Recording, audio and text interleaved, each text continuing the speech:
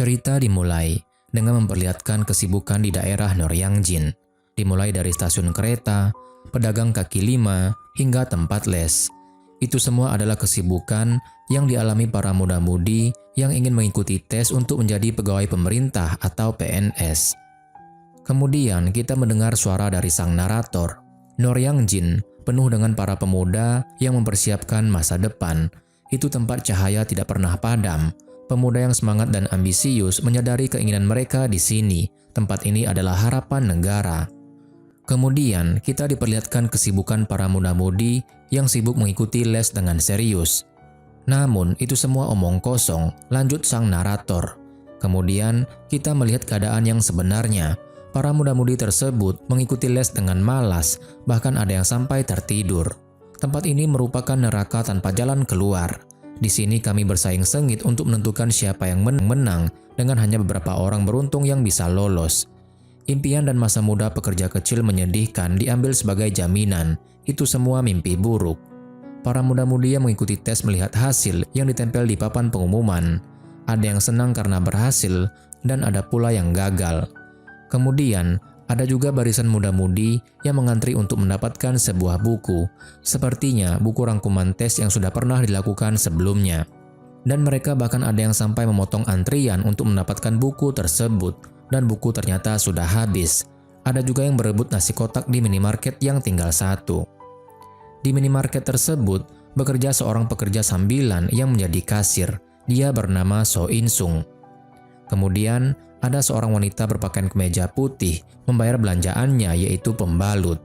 In-sung melihat pembalut tersebut dan kemudian merekomendasikan wanita itu pembalut yang lain yang merupakan produk baru tapi dengan kualitas yang bagus. Dia bahkan menjelaskan bahwa pembalut tersebut memiliki sayap yang lebih besar dengan daya perekat yang kuat. In-sung menjelaskan dengan suara yang keras sampai semua orang yang sedang belanja di minimarket itu mendengarnya, termasuk dua pemuda yang sedang berebut nasi kotak. Tentu saja, wanita itu menjadi malu dan meminta In-sung untuk segera membungkus belanjaannya dan dia akan membayar. In-sung langsung memproses pembayaran belanjaan wanita tersebut. Bahkan dia berkata kalau produk seperti pembalut ini harus dibungkus dengan plastik hitam agar tidak ketahuan oleh orang lain dan menyerahkan kepada wanita pembeli. In-sung bahkan mengedipkan sebelah matanya. Wanita pembeli itu pun jadi merasa jengkel. Di sudut rak, seorang pria berpakaian baju garis-garis memperhatikan kinerja In-sung. Dia adalah pemilik minimarket. Kemudian, bos memberikan tanda dengan tangannya menyuruh In-sung keluar dari rak kasir. In-sung pun menurut dan menghampiri bosnya. Kemudian, bos merangkul leher In-sung dengan kasar dan berbicara dengan suara pelan. Bosnya merasa kesal dengan kerja In-sung saat melayani pembeli wanita tadi dan bertanya, "Kalau kau jadi dia, apakah kau akan kembali ke sini untuk belanja?" Tanya bosnya. Dia kemudian mengomentari lantai minimarket yang kotor dan menusuk-nusuk dada In-sung menegurnya untuk mengepel lantai hingga mengkilap. In-sung hendak menjelaskan, tetapi bos memotong perkataannya dan marah kepada In-sung karena memajang produk roti madu yang populer sekaligus semua, bukannya beberapa. Mungkin maksudnya bosnya ingin roti madu dipajang beberapa saja, biar para pembeli segera membelinya karena mengira bahwa produknya langka dan sudah mau habis. Ini merupakan strategi marketing. Ketika ada pelanggan yang keluar dari minimarket, bos segera melepaskan In-sung dan menyapa pembeli dengan ramah dan berkata agar pembeli datang lagi. Ketika pembeli sudah pergi, bos segera berbalik kembali dan menjewer telinga In-sung. Dia melanjutkan omelannya mengenai roti madu yang dipajang. In-sung pun tidak tahan lagi dan melepaskan jeweran bosnya. Dia marah dan menghajar bos hingga terjatuh. In-sung kemudian memuntahkan kemarahannya pada bosnya. Hidung bosnya berdarah karena dipukul oleh In-sung. Tetapi semua itu cuma hayalannya. In-sung tetap tidak berani melawan bosnya. Kemudian bos memelintir leher In-sung. "Jika kau sampai lulus ujian, aku akan memakan topiku. Kau tidak punya pacar kan? Kau bocah bodoh menyedihkan. Kau terlalu menyedihkan untuk punya pacar," ujar bos sambil terus memiting In-sung. Untungnya, ada seseorang yang masuk datang sehingga bos berbalik untuk menyapanya dan melepaskan pitingannya pada In-sung. Bos menyambutnya dengan senyuman, namun ketika yang masuk adalah pekerja part-time lainnya, senyuman di wajahnya langsung menghilang. Bos mengomel kepada karyawannya tersebut yang berani datang terlambat 5 menit dan dia akan memotong gajinya. Pekerja tersebut pun minta maaf. Insung dan pekerja sudah berada di gudang penyimpanan untuk bertukar baju. Insung mengambil jaketnya dan pekerja lainnya mengenakan jaket kerjanya. Mereka bertukar sip. Pekerja bertanya kalau Insung akan mendapatkan gaji besok kan. Dia meminta Insung untuk berhati-hati. Insung bertanya apa maksudnya. Mantan rekan kerjaku tidak mendapatkan bayaran apapun. Bulan lalu, gajiku dipotong setengah karena kesalahan kecil, jelas pria tersebut. Tapi Insung yakin dia akan membayarnya. Kemudian bos datang dan menyuruh Insung untuk mencuci tempat air sebelum pergi, dan dia juga menegur pria lainnya untuk segera berganti seragam. Insung pun sudah pulang dan sedang duduk di ayunan di sebuah taman. Dia mengomel sendiri mengenai perkataan bosnya tadi yang mengatakan dia akan memakan topinya kalau Insung sampai lulus tes. Insung berkata kalau dia pasti akan lulus dan akan menghukum bosnya yang jahat atas nama keadilan. Dia sangat geram. Kemudian Insung membuka website kepolisian dan sebelum melihat isi website, dia berdoa dan memohon agar nomor 3846322 lulus dalam tes ini. Insung kemudian melihat isi website hasil ujian pegawai negeri polisi dan men-scrollnya dengan perlahan dan ternyata dia gagal lagi. Nomornya tidak tertera. Insung menghela napas kecewa. Kemudian scene beralih ke sebuah bangunan yang bernama Pas Go Siwon. Ini bangunan yang berbentuk seperti apartemen dengan ruangan yang lebih kecil. Mungkin dapat disebut kamar asrama. Ini disewakan untuk mereka yang ingin mengikuti tes PNS dan butuh tempat tinggal rumah. Kemudian seorang pria bernama Jo Ji-sup berjalan di koridor sambil menelpon Insung tapi tidak diangkat. Dia tiba di ruangan 301 yang merupakan kamar Insung dan mengetuk pintunya. Dia memanggil Insung sampai beberapa kali dan tidak ada jawaban, bahkan pintu kamarnya juga dikunci. Ji-sup pun langsung panik dan berlari ke ruang penjaga dan meminta kunci kamar Insung dari sang penjaga. Penjaga pun bingung tetapi tetap memberikan kuncinya. Insung terlihat bodoh tapi dia berhati lembut. Aku selalu mengkhawatirkannya, omel Ji-sup sambil mencari kunci kamar Insung dari banyak kunci yang diberikan penjaga. Kemudian pintu terbuka. Ji-sup masuk dan melihat Insung yang sedang melungkupkan kepala di meja. Ji-sup langsung marah kepada Insung karena dia pikir Insung berpikiran aneh untuk bundir. Kemudian Ji-sup menurunkan suaranya dan memberitahu kalau bukan hanya Insung yang gagal, tetapi dia sebagai teman Insung juga ikut gagal. Ji-sup bahkan dengan santai menasihati kalau mereka sudah gagal berulang kali dan sudah saatnya Insung terbiasa dan dia bisa menangis sepuasnya selesai ujian. Insung pun mengangkat kepalanya dan menangis terisak-isak. Dia menangis karena dia baru saja dicampakkan oleh pacarnya. Kita pun dibawa flashback. 9 jam sebelumnya, Insung bertemu dengan pacarnya yang bernama Wang Sora. Insung membawakan 2 buah kimbap segitiga dan sebuah susu pisang. Dia memberikan susu pisang untuk diminum Sora, tetapi Sora hanya diam. Insung tidak menyadari tatapan kosong dari Sora. Dia terus berbicara bahwa tidak banyak susu pisang yang tersisa, tapi dia menyembunyikannya satu di belakang sehingga tidak ada yang sadar. Dan ketika masa kadaluarsa sudah lewat, dia mengambilnya. Insung tersenyum dan mengelus pipi Sora. Dia menawarkan susu pisang lagi, tetapi Sora tetap diam. Kemudian, Insung menawari kimbap segitiga dan bahkan mempraktikkan cara makannya dengan sekali suap. Dia meyakinkan Sora bahwa walaupun makanannya sudah kadaluarsa, tetapi masih bisa dimakan. "Mari kita putus," ujar Sora tiba-tiba. Insung tidak mendengar dengan jelas. Sora pun mengulangi perkataannya lagi. Insung yang sedang minum susu pisang sampai terdiam mematung mendengarnya. Sora beranjak pergi dan Insung mengejarnya. Sampai di jalanan, Insung tetap memanggil Sora. Dia menarik sedikit baju Sora dan bertanya apa dia melakukan kesalahan. Sora berhenti dan berbalik dengan kesal. "Bagaimana bisa kau makan sekarang? Apa kau tidak marah?" tanya Sora dengan marah. "Ujiannya, ini bukan pertama kali aku gagal, tidak apa-apa, tapi aku pasti akan lulus lain kali, aku merasa yakin," jawab Insung dengan santai.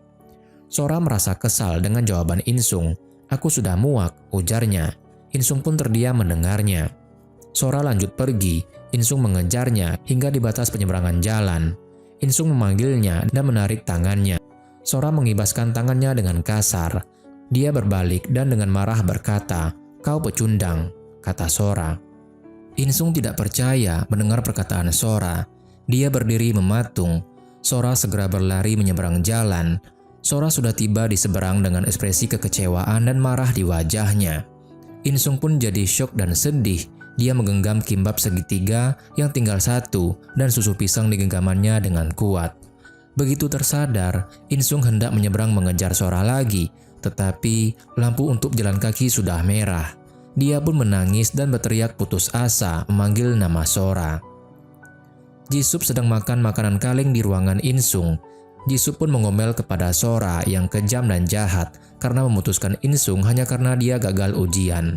Bahkan, jika dia ingin putus, etika yang benar adalah menunggu 2 atau 3 hari atau setelah kencan terakhir bersama atau semacamnya. Insung minum dengan sedih. Kemudian, Jisup berteriak dengan keras dan berkata, "Mari lihat sebaik apa hidupmu akan berubah," kata Jisup kepada Insung. Kemudian di sebuah kamar, tertera tulisan di kertas yang ditempel di dinding. "Tidurlah, maka kau akan bermimpi. Belajarlah, maka mimpimu akan terwujud." Itu adalah kamar Sora. Dia sedang belajar untuk ujian sertifikat ilmu politik. Sora mendengarkan teriakan Jisup bahwa putus adalah keputusan yang terbaik. Sora mendengar dengan sedih. Kemudian, dia memasang earphone-nya agar tidak mendengar teriakan Jisup. Ternyata, ruang kamar Sora bersebelahan dengan ruang kamar Insung. Jisup menyuruh Insung makan agar bisa menjadi polisi, namun Insung menolaknya. Kemudian, Jisup mengajak Insung untuk pergi keluar, tetapi Insung juga menolak karena dia harus kerja pagi. Jisup membujuknya untuk ikut dan berkata itulah alasan kenapa dia diputuskan wanita seperti Sora, sambil berteriak dengan keras. Insung pun makin sedih dan berkata bahwa dia memang pantas diputuskan. Jisup pun merasa menyesal dan mengajak Insung untuk menghabiskan masa muda mereka malam ini ke Hawaii. Dan di manakah Hawaii yang dimaksudnya? Yaitu tempat karaoke. Insung masih menangis. Jisup menegurnya kalau lelaki itu tidak boleh menangis. Kemudian, giliran Insung yang menyanyi. Dia pun menyanyi dengan menangis dan suara yang pales. Jisup sampai harus menutup telinganya. "Bosku yang jahat benar. Aku tidak lulus ujian dan sekarang aku juga tidak punya pacar. Benar, aku pecundang besar di alam semesta," ujar Insung dalam hatinya. Insung pun pulang dan melihat barang-barang di kamarnya sudah diletakkan di depan pintu. Bahkan pintu kamarnya terkunci. Insung menemui penjaga dan bertanya, kenapa barang-barangnya ada di luar? Penjaga menjelaskan kalau Insung sudah tidak membayar sewa sampai 2 bulan. Dia juga sebenarnya tidak ingin melakukan hal ini. Namun, dia harus mengikuti perintah bosnya. Dia juga tidak bisa kehilangan pekerjaan, jadi dia tidak bisa membantu Insung. Insung menghela napas dan pergi keluar dari Go Siwon dengan barang-barangnya. Dan kemanakah Insung pergi? Ternyata dia tidur di gudang minimarket. Hari pun sudah pagi dan bos sudah datang. Dia membangunkan Insung dan memarahinya. Bos menjewer telinga Insung dan menyeretnya keluar. Dia marah kepada Insung dan memecatnya. Insung meminta gajinya. Bos dengan tenang menjawab dengan menyebutkan kesalahan Insung dan kerugian yang dibuat Insung, dan dia tidak ingin membayar Insung. Insung kekeh meminta bayarannya. Bosnya pun marah dan memberitahu kalau Insung adalah seorang penipu karena sering datang terlambat dan memakan makanan kadaluarsa. Pekerja kasir yang mendengar perkataan bos hendak meminum minuman kadaluarsa. Dia pun jadi kaget dan langsung menyembunyikannya. Kemudian bos berteriak kalau harusnya Insung bersyukur karena dia tidak menuntutnya. Dia pun mengusir Insung dengan kasar. Kemudian Insung berjalan dengan barang-barangnya. Hari sudah sore dan Insung berhenti di sebuah jembatan. Dia mengeluarkan ponselnya dan hendak menelepon Sora tetapi menghentikan niatnya.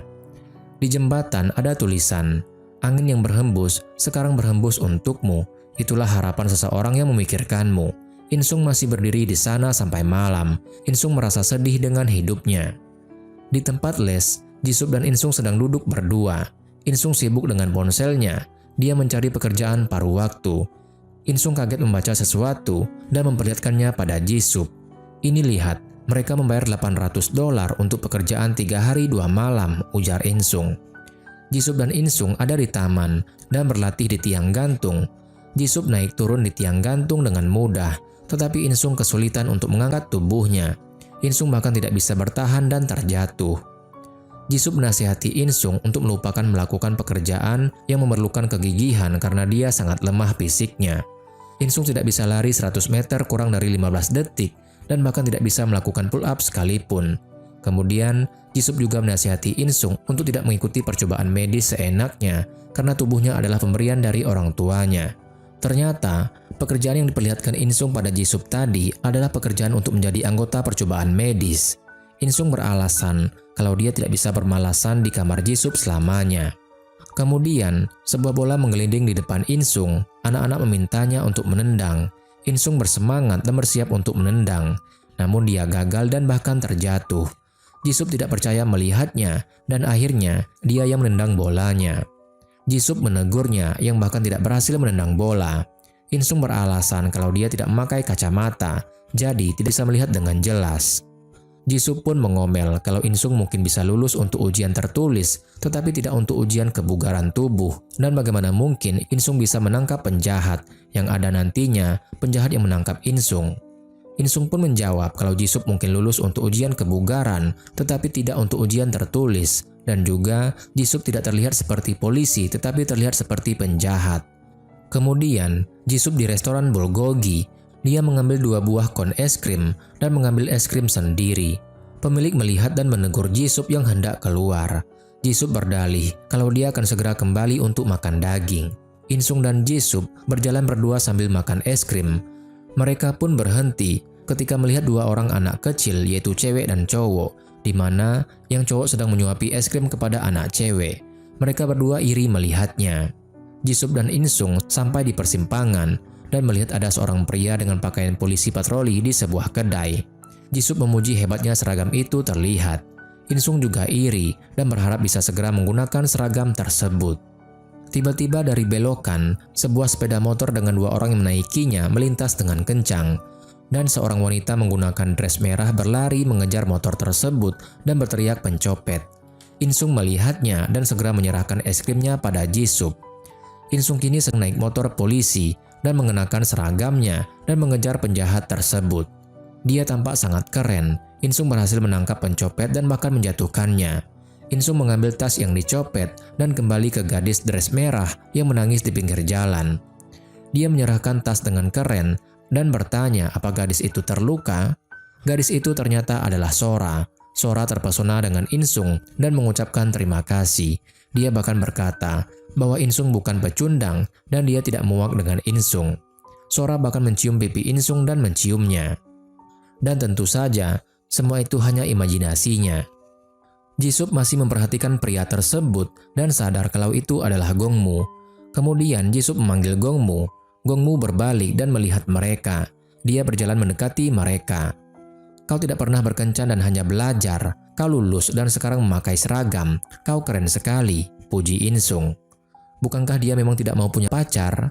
Dia tidak meminjamkan catatan atau menjaga tempat untuk yang lain. Dia sangat dingin, timpal Jisup. Kalau tidak, aku akan menjadi seperti kalian, balas Gongmu. Kemudian, Gongmu mendapat panggilan dan segera pergi. Dia pergi dengan gaya sombong. Insung memuji Gongmu yang keren pada Jisup. Jisup membalas kalau dia masih saja sombong dan brengsek. Kudengar, Gongmu menyewa studio selama 6 bulan di daerah ini, kata Jisup. Insung pun semakin kagum karena dia saja tidak bisa membayar sewa 2 bulan. Jisup pun menjawab kalau Gongmu tidak bisa dibandingkan dengan Insung. Buktinya saja, tadi dia bahkan menawarkan akan mentraktir mereka. Kemudian Insung bertanya, memastikan kalau Jisup tidak mau ikut percobaan medisnya. Jisup dengan tegas menolaknya. Kemudian, Insung sudah ada di rumah sakit yang melakukan percobaan medis. Banyak juga orang yang sudah mengantri. Insung diwawancarai oleh perawat apakah dia punya penyakit. Hidung tersumbat dan sinusitis, mungkin tulang belakangku juga menonjol, ujar Insung. Kemudian, dia mendekatkan kepala ke arah perawat dan berbisik. Tapi akhir-akhir ini, aku merasa seperti mengidap wasir. Saat sedang ke toilet itu bukan kotoran, tapi kau tahu maksudku, apa tidak masalah? Perawat terlihat tidak nyaman mendengarnya dan menjawab tidak masalah. Wawancara selesai dan lanjut ke pemeriksaan fisik. Insung diukur tingginya dan bahkan diambil darahnya. Terakhir, dia tanda tangan surat persetujuan. Insung dan peserta lainnya tinggal di rumah sakit. Mereka diberitahu oleh dokter untuk minum obatnya 3 kali sehari. 1 setiap habis makan selama 3 hari ke depan. Kami akan mengambil sampel darah kalian 1 jam setelah minum obat. Kalian tidak boleh pergi selama 3 hari ke depan. Kalian tidak boleh makan apapun selain yang kami berikan." Perawat membagikan obat. Insung menerima dengan tersenyum dan perawat merasa terganggu. Di ujung lorong, ada 2 orang asing yang mengawasi dan mencatatnya. Kemudian, Insung mulai menjalani percobaan medis dan mengikuti semua prosedurnya sesuai dengan instruksi. Dia bahkan disuntik dengan suntikan besar. Malam harinya, Insung menelpon ibunya dan meminta ibu untuk tidak khawatir. Ibu bertanya tentang Sora dan Insung menjawab kalau Sora sedang sibuk. Ibu bertanya di mana dia dan Insung menjawab kalau dia di perpustakaan. Orang di sebelah mendengar Insung dengan kesal karena berisik. Kemudian perawat datang dan berkata lampu akan dimatikan. Insung segera mematikan ponselnya dan para peserta lain menyalakan lampu yang mereka bawa dan mulai belajar lagi. Insung memperhatikan dan berkata dalam hati, "Kami telah mengubah diri kami menjadi marmot demi impian kami. Atau mungkin kami terpaksa berubah menjadi marmot untuk mempertahankan impian kami." Kemudian percobaan pun telah selesai. Insung keluar dari rumah sakit dengan amplop pembayaran. Insung menelpon Sora tetapi tidak diangkat. Insung kemudian membuka amplopnya dan melihat uang yang diterimanya. Matanya tiba-tiba buram. Insung membuka kacamatanya dan anehnya pandangannya malah jelas. Insung melihat ke sekeliling dan telinganya berdengung. Dia kesakitan. Matanya seolah berwarna biru sekilas. Badan Insung menjadi kesakitan. Insung teringat perkataan dokter, kemungkinannya kecil, tapi jika ada efek samping, cepatlah datang ke rumah sakit. Insung pun terkejut. Sora sedang istirahat bekerja. Kemudian Insung datang menemuinya. Dia menyapa dengan ceria. Namun, Sora mengabaikannya dan beranjak pergi. Kemudian, Insung dan Jisup makan daging panggang di restoran, tempat Jisup kemarin mengambil es krim. Jisup marah kepada Insung setelah mendengar Insung menemui Sora. "Aku tidak ingin mengatakan ini, tapi aku punya firasat. Sora pasti memutuskanmu karena gongmu," ujar Jisup. Insung tidak percaya dengan Jisup dan tetap percaya pada Sora. Mereka sudah di tempat les. Jisup memberitahu dia akan ikut ujian PNS tingkat 7. Insung berkata itu akan sulit. Jisup menjawab kalau dia akan mengejar 2 hal sekaligus, yaitu belajar dan wanita. Dan ternyata yang dimaksud Jisup adalah dia ingin satu tempat les dengan seorang wanita cantik yang menjadi primadona yang bernama Kim Tae-yi. Dia terpesona melihat Tae-yi yang tampak bersinar. Kemudian, Insung membayar tunggak-tunggakan sewa 2 bulannya dan mendapatkan kunci kamarnya kembali. Malam itu hujan turun deras. Insung menggigil, badannya gemetaran. Dia memakai jaket dan selimutnya. Kemudian, keesokan paginya, kita melihat kamarnya yang kosong dan kacamata yang tertinggal di meja. Ternyata, Insung sedang jongkok di depan apotik yang belum dibuka. Pegawai apotik datang dan bertanya apakah dia ingin membeli obat. Insung memberitahu kalau dia ingin obat flu.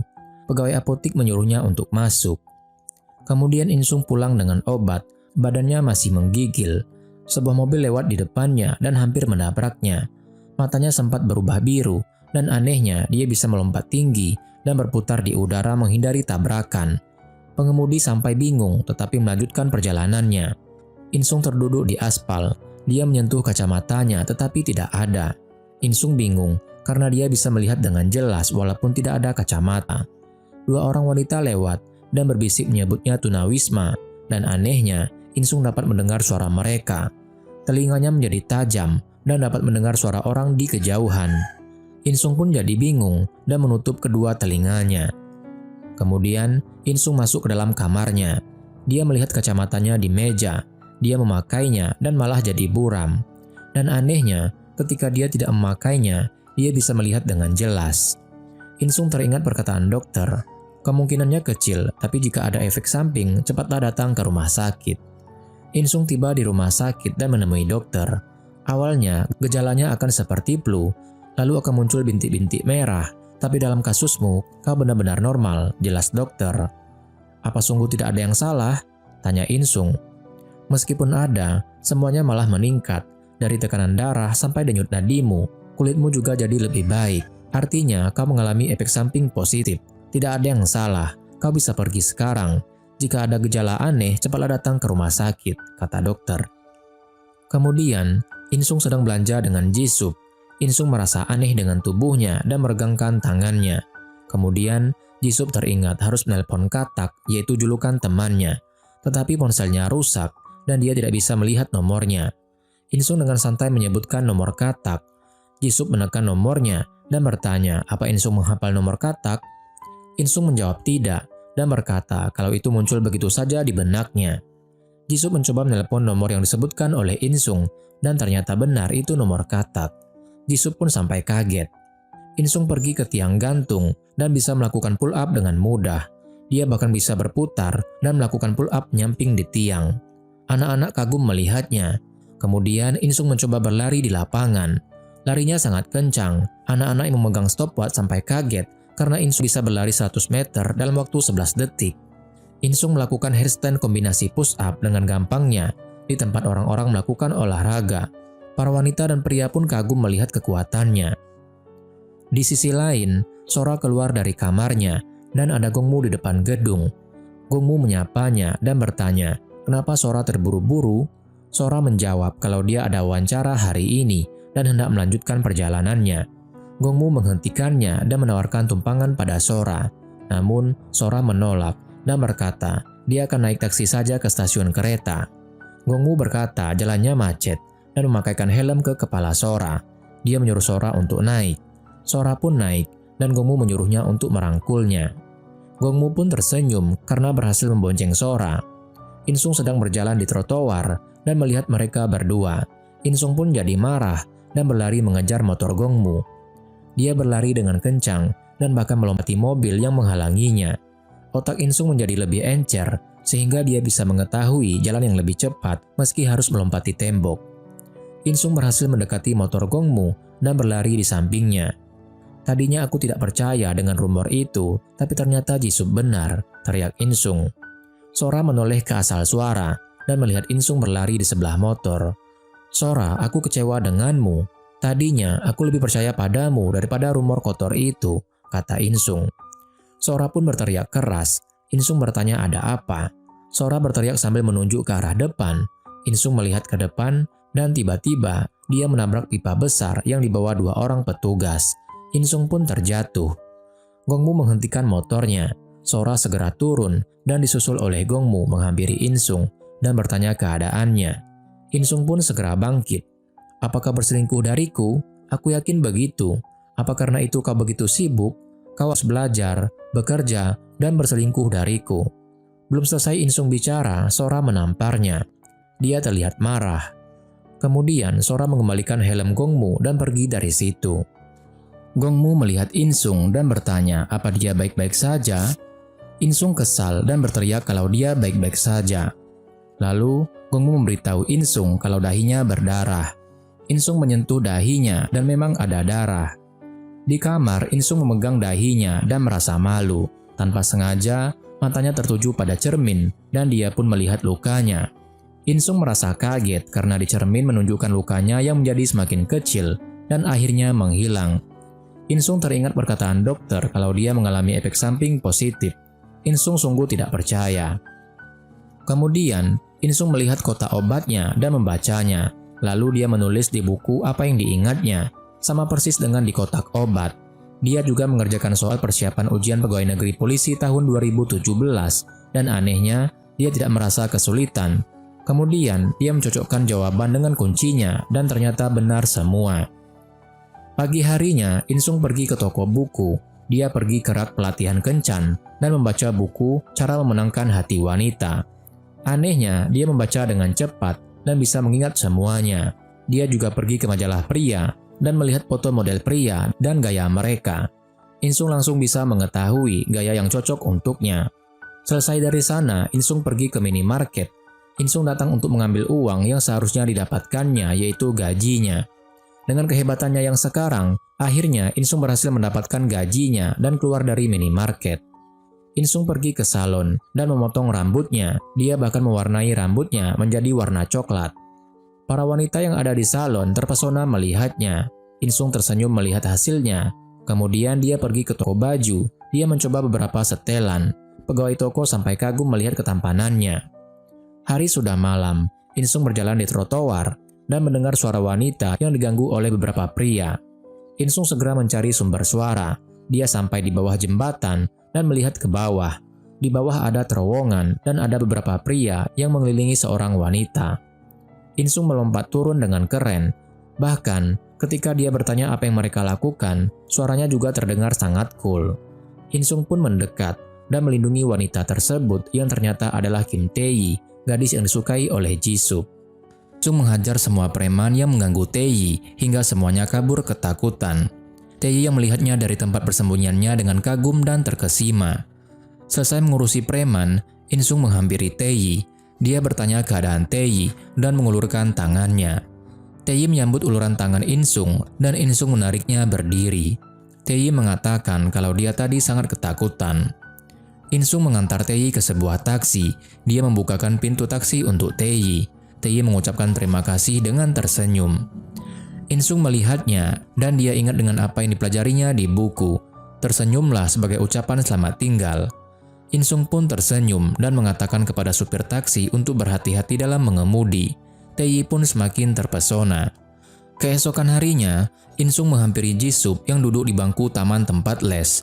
Jisoo melihat dari atas sampai ke bawah penampilan baru Insung. Dia melihat aneh pada Insung dan bahkan mengomentari pakaian yang digunakan oleh Insung seperti celemek yang kebesaran. Dikarenakan Insung menggunakan jaket, di mana di luar jaket ada lapisan luar terpisah berwarna hitam. Insung hanya tertawa menanggapi komentar Jisoo. Para wanita di sekitar mereka lewat dan terus melihat Insung dengan kagum, tetapi Jisoo malah mengomel kalau para wanita itu melihat Insung karena pakaian aneh yang digunakan Insung. Insung pun cuma tersenyum menanggapinya. Kemudian Tae-yi lewat di sana dan berteriak memanggil Oppa pada Insung. Dia bahkan melambaikan tangan dengan semangat pada Insung. Jisoo salah mengira kalau Tae-yi memanggilnya dan melambai padanya. Jadinya Jisoo balas melambai. Jisoo bangkit dari kursinya dan menyombongkan diri kalau dia bisa mendapatkan Tae-yi hanya dalam waktu 1 minggu dan Insung harus belajar darinya.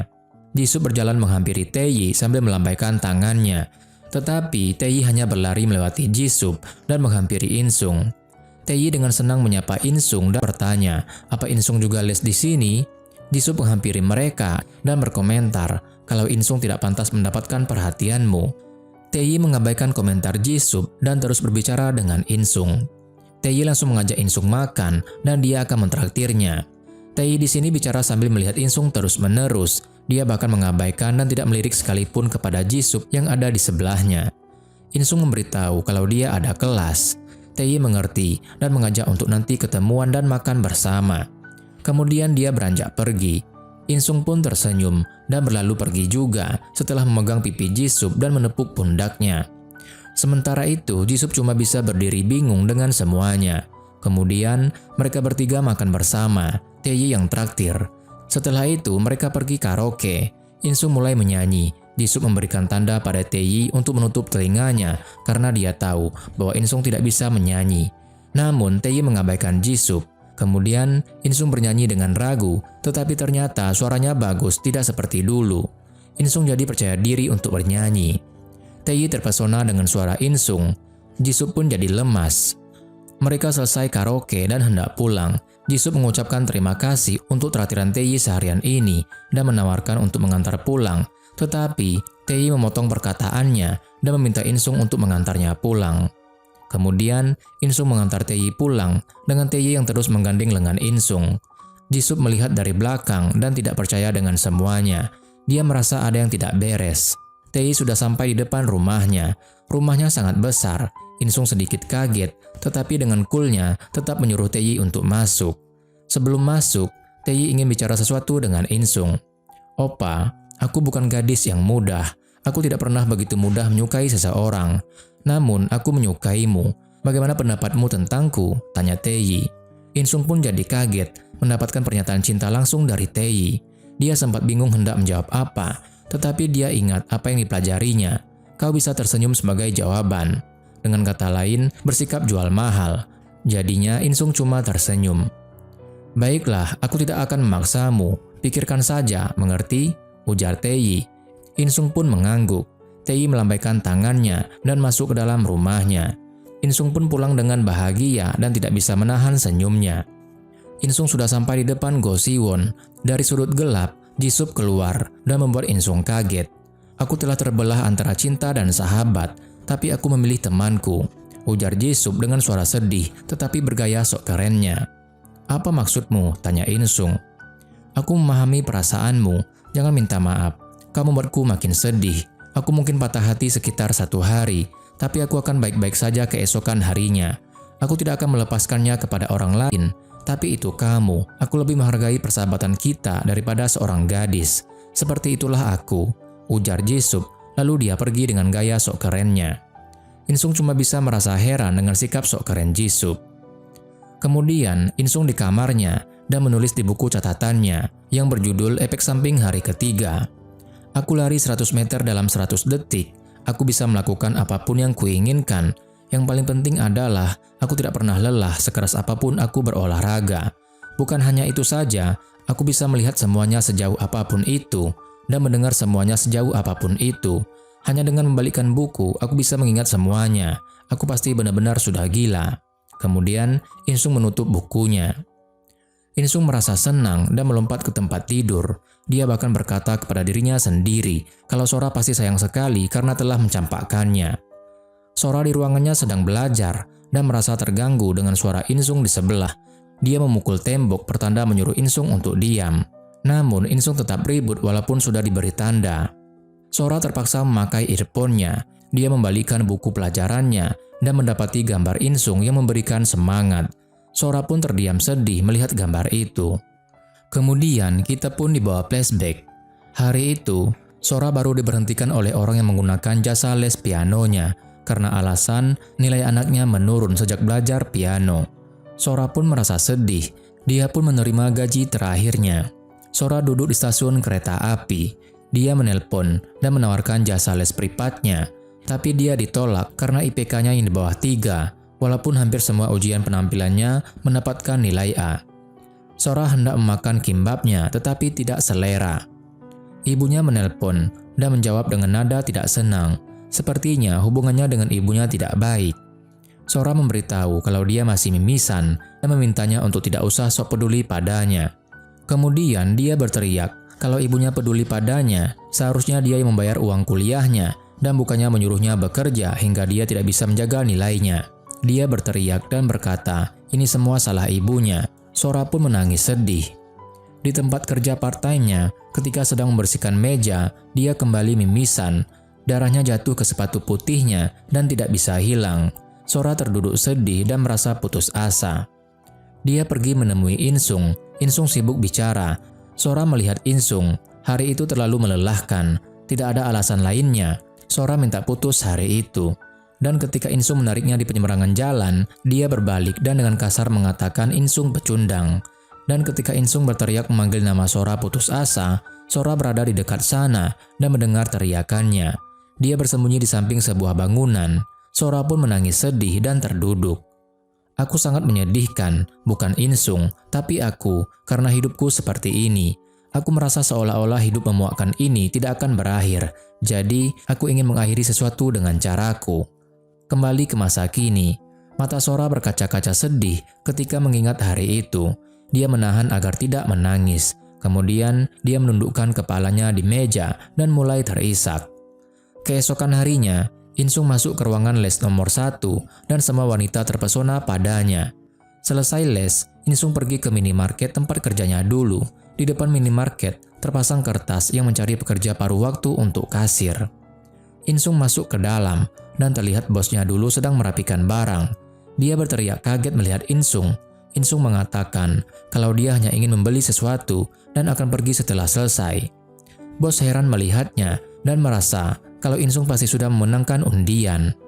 Insung hendak mengambil kimbab yang sedang promosi beli 1 gratis 1. Tiba-tiba saja Taeyi muncul dan meraih kimbab itu juga. Dengan tersenyum, dia meminta Insung untuk mentraktirnya kimbab ini karena dia ingin 1 dan gratisnya untuk Insung. Insung pun tertawa mendengarnya. Kemudian Taeyi bertanya, apakah Insung sudah memikirkannya? Insung sedikit bingung mendengarnya. Saat itu, Sora kebetulan masuk ke dalam minimarket. Insung melihatnya. Begitu juga dengan Sora yang sedikit terkejut melihat penampilan baru Insung. Sora berdiri di rak di depan Insung dan Taeyi. Insung melirik Sora dan mulai bersikap manis pada Taeyi. Kemudian, Insung bertanya, Apa Taeyi sesuka itu padanya? Sora terkejut mendengarnya, sedangkan Taeyi mengangguk semangat. Kemudian dia bertanya apa yang disukai Taeyi darinya, dan sebagainya. Sora pun membalikkan badannya. Insung melihatnya dan langsung mengajak Taeyi untuk berkencan. Sora pun merasa kaget. Dia berbalik dan melihat Taeyi memeluk Insung dengan erat. Sora mengambil belanjaannya dan segera beranjak keluar dari minimarket. Di luar, Sora berbalik dan melihat di dalam minimarket, Taeyi merangkul mesra Insung. Dia merasa cemburu.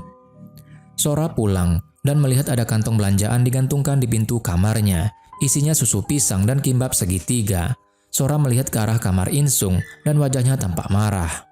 Sora masuk ke kamarnya dan melemparkan kantong belanjaan itu ke tong sampah. Dia berbaring di tempat tidurnya.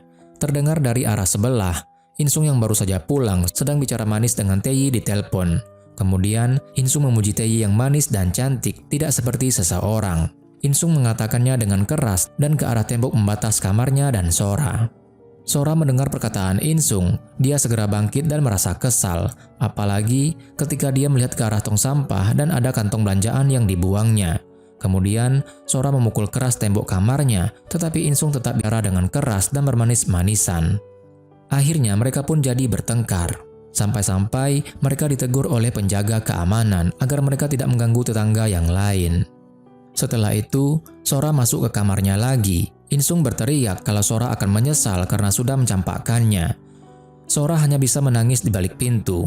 Keesokan harinya, Insung kencan dengan Taeyi. Mereka memainkan wahana menembak boneka, dan Insung selalu berhasil menembaknya. Dia mendapatkan banyak boneka untuk Taeyi.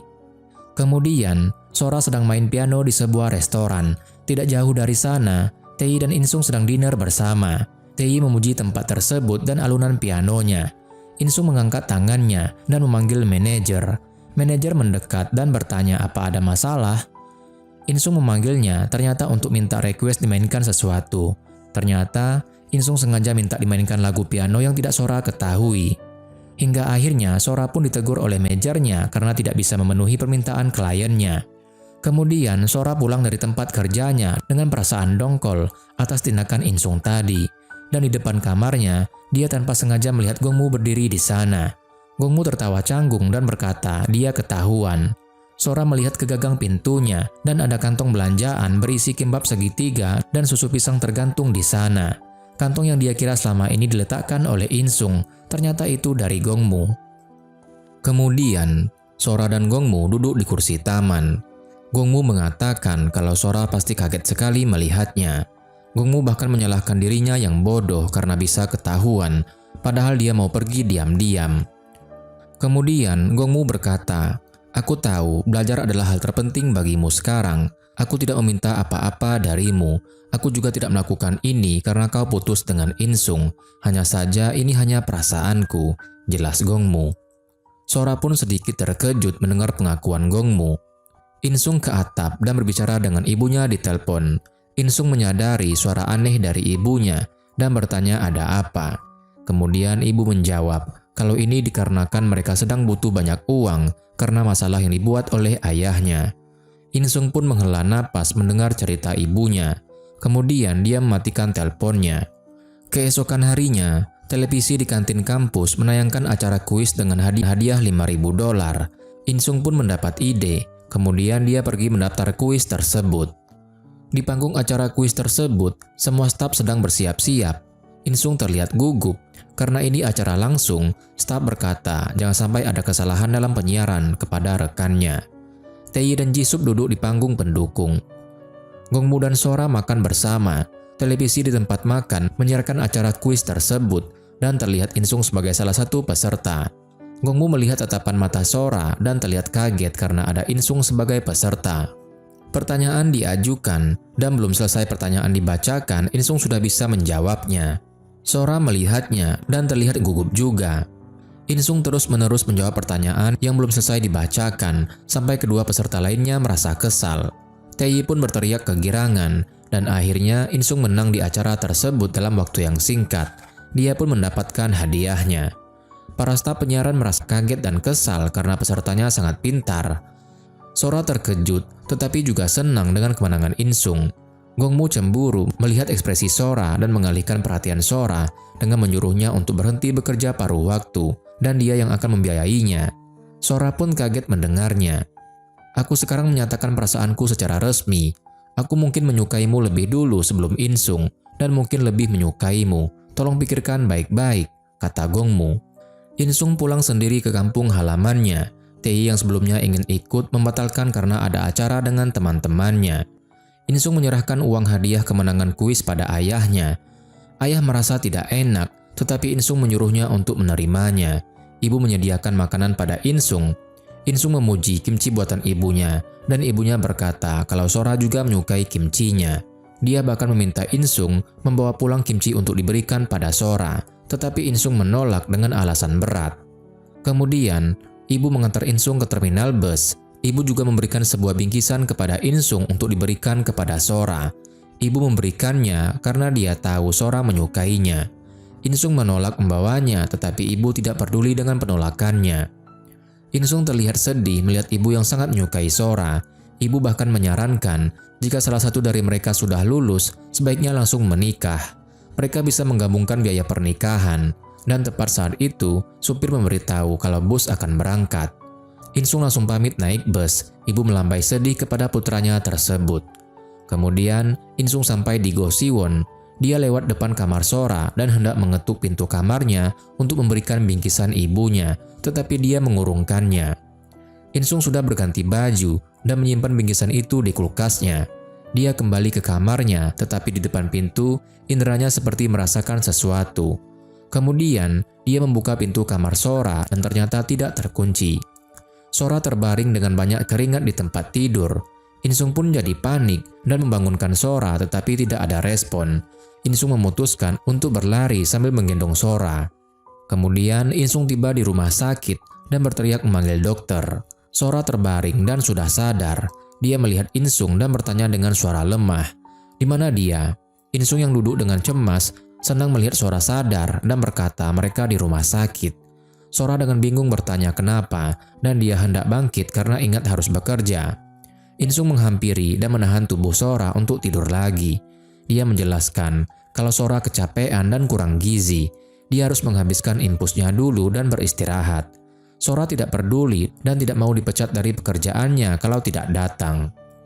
Insung kesal dan bertanya kenapa Sora sampai bisa kekurangan gizi. Dia juga mengatakan kalau dokter berkata mungkin itu sebabnya Sora selalu mimisan. Insung menyuruh Sora untuk tidak keras kepala dan kembali tidur. Sora melepaskan tangan Insung dan berkata bahwa mendapatkan pekerjaan itu sulit, jadi dia harus pergi. Insung menghela napas kesal. Sora hendak turun dari kasur, tetapi kepalanya sakit. Sora pun kembali pingsan. Insung pun membaringkannya. Kemudian hari sudah malam dan Sora baru sadar.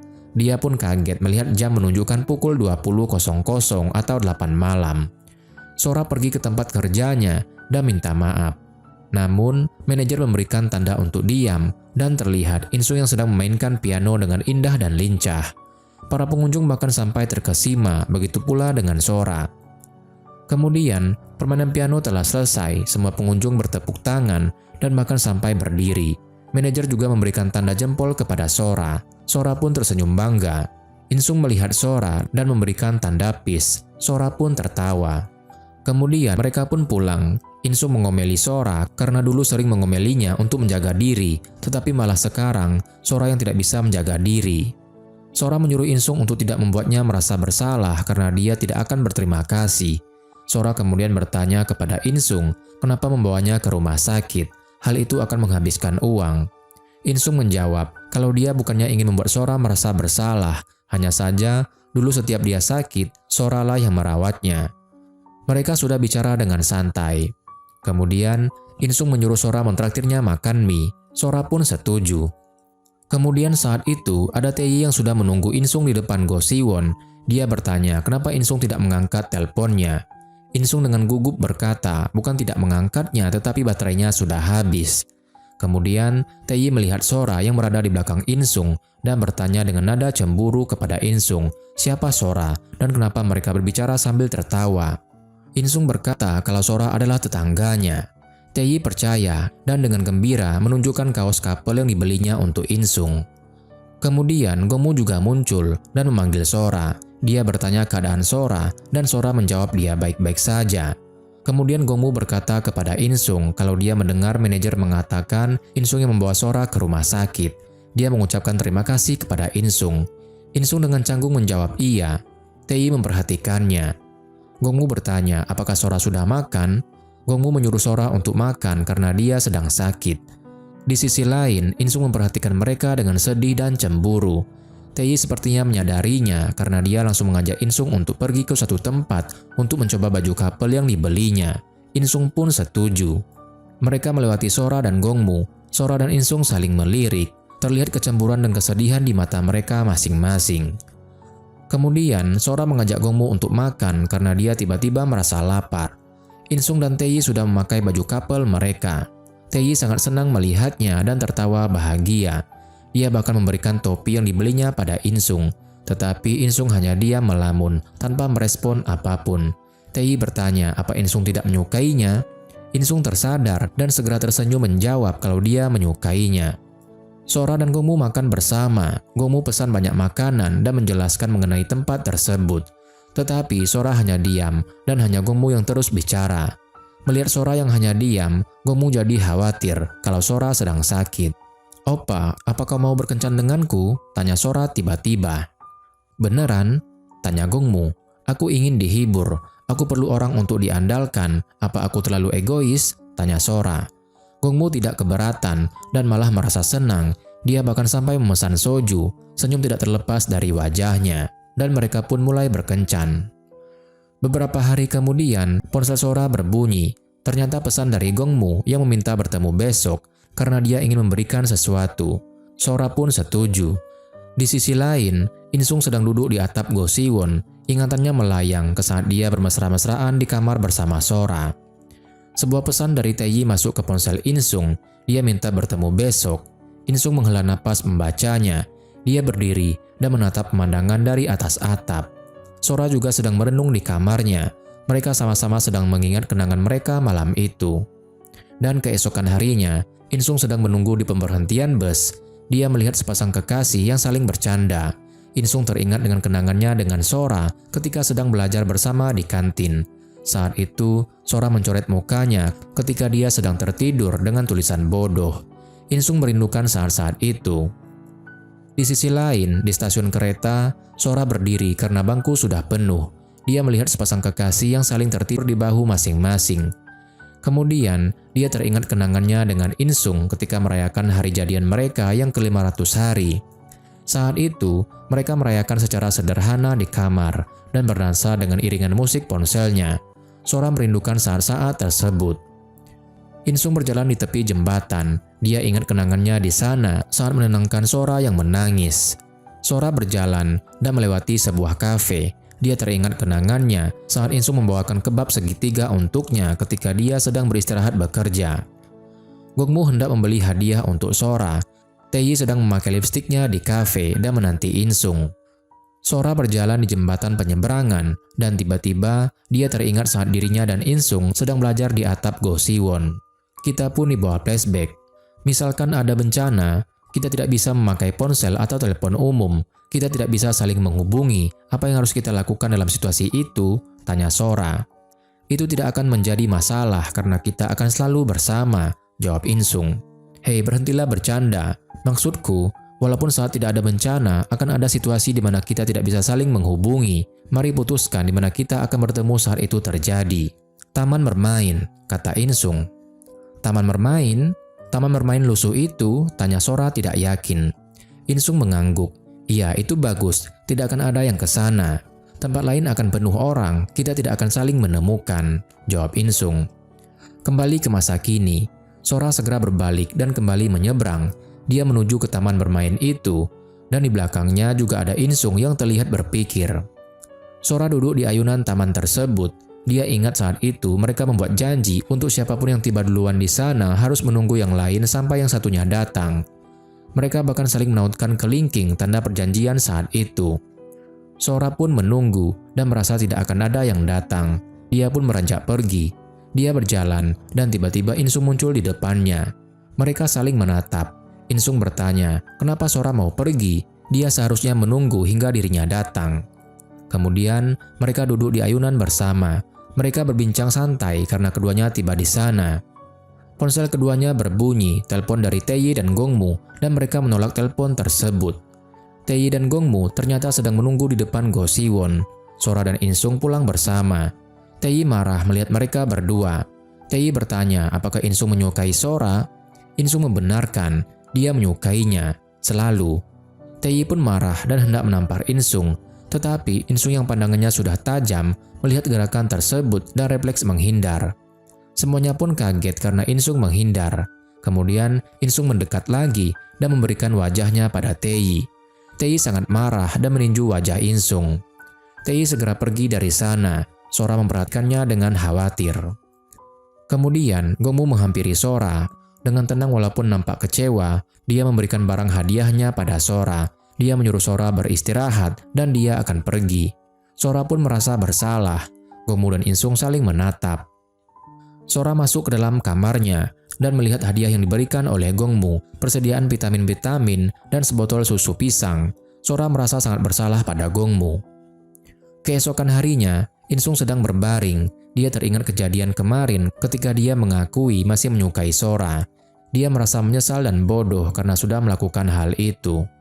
Kemudian, Sora mengirim pesan padanya dan meminta Insung ke atap. Insung khawatir akan dipukul oleh Sora. Dia memegang pipinya. Insung naik ke atap dan Sora sudah menunggunya. Insung bertanya ada apa. Sora dengan ragu bertanya, apa Insung serius dengan ucapannya bahwa Insung tidak pernah berhenti mencintainya? Insung bingung harus menjawab apa. Kemudian, tiba-tiba Sora menjawab kalau dia juga merasakan hal yang sama. Tentu saja Insung sangat senang mendengarnya, karena ternyata mereka masih saling mencintai. Kemudian, hujan tiba-tiba turun. Insung menghampiri Sora dan langsung mencium Sora. Sora pun kaget namun tidak melawan. Di sisi lain, Gongmu sedang di mobil patrolinya. Dia menatap sedih pada hujan yang turun. Seniornya masuk. Dia mendengar ada panggilan dari walkie-talkie dan heran kenapa Gongmu tidak menjawabnya. Gongmu pun tersadar dan segera mengambilkan walkie-talkie-nya. Ternyata laporan dari sebuah kafe mengenai seorang wanita yang mengganggu. Pemilik kafe menunjukkan wanita yang dimaksud pada Gongmu. Wanita itu adalah Taeyi yang memarahi semua pria yang ada di kafe karena mencampakkannya. Taeyi sedang mabuk. Gongmu mendekatinya dan kaget karena melihat ternyata itu mantan pacar Insung. Gongmu sudah mengajak Taeyi keluar kafe. Mereka duduk di sebuah kursi. Kemudian Taeyi mulai menangis dengan histerisnya. Dan semenjak itu pula, Sora dan Insung kini menjadi lebih dekat lagi, layaknya pasangan baru yang menjalin hubungan. Namun suatu ketika, Insung mengalami suhu badannya yang panas ketika malam hari. Dan ia terkejut bukan main ketika ia mendapati wajahnya yang muncul bintik-bintik merah. Dengan cepat ia segera pergi menemui dokter medis untuk menanyakan perihal kondisinya sekarang. Ketika dia memeriksanya kepada dokter, ia terkena efek samping dari eksperimennya. Di sini Insung pun ketakutan dan meminta solusi agar ia bisa sembuh. Dokter itu juga memberikan sebuah obat yang mana jika ia meminumnya, ia akan segera sembuh seperti sedia kala. Namun, kelebihan yang ia punya saat ini akan menghilang. Jadi, Insung pun memilih tidak meminum obatnya. Karena dia masih punya tujuan yang ingin dia capai, yaitu menjadi polisi, dan harus mengikuti ujiannya dengan mengandalkan kelebihannya tersebut. Sedangkan Sora sudah melewati ujiannya, dan kini ia sedang membuka hasil ujiannya, apakah ia lulus atau tidak, dan betapa senangnya ketika diumumkan bahwa ia berhasil lulus jadi PNS. Saat itu, ia pergi ke kamar Insung untuk memberitahu hasilnya bahwa ia telah lolos, namun ia mendapati kondisi Insung yang sangat buruk. Saat itu pula, ia diberitahu oleh Jisup bahwa Insung telah mengikuti eksperimen medis yang ilegal dan membuat Sora menyuruh Insung memakan obatnya yang bisa membuatnya kembali normal. Namun, ia bersikeras tidak akan meminumnya sampai ujian polisinya telah berakhir. Sekarang, Insung sudah mengikuti ujian dengan keadaan yang jauh dari kata sehat. Namun tiba-tiba, ia mendapat kabar bahwa Sora sedang di rumah sakit akibat kecelakaan. Tanpa pikir panjang, ia pun memutuskan meninggalkan ujiannya dan pergi ke rumah sakit demi melihat kondisi Sora. Di sana, ia menemui Sora yang terbaring tidak berdaya. Sesaat kemudian, ketika Sora sudah sadarkan diri, sekarang malah Insung yang terjatuh pingsan akibat rasa sakitnya yang sudah sangat parah sekali. Saat Insung bangun dari pingsannya, ia sudah sembuh berkat minum obat yang bisa membuatnya normal kembali. Namun ia menangis karena lagi-lagi ia gagal mengikuti ujian akademi kepolisian. Tapi Sora tak mempermasalahkannya asalkan Insung menjadi sehat. Dan kini hidup Insung kembali seperti semula, yaitu berkacamata dan punya fisik yang sangat lemah. Dan dia juga mendapatkan kabar bahwa kini Sora sudah menjadi seorang guru. Namun mereka masih menjalani hubungannya dengan baik.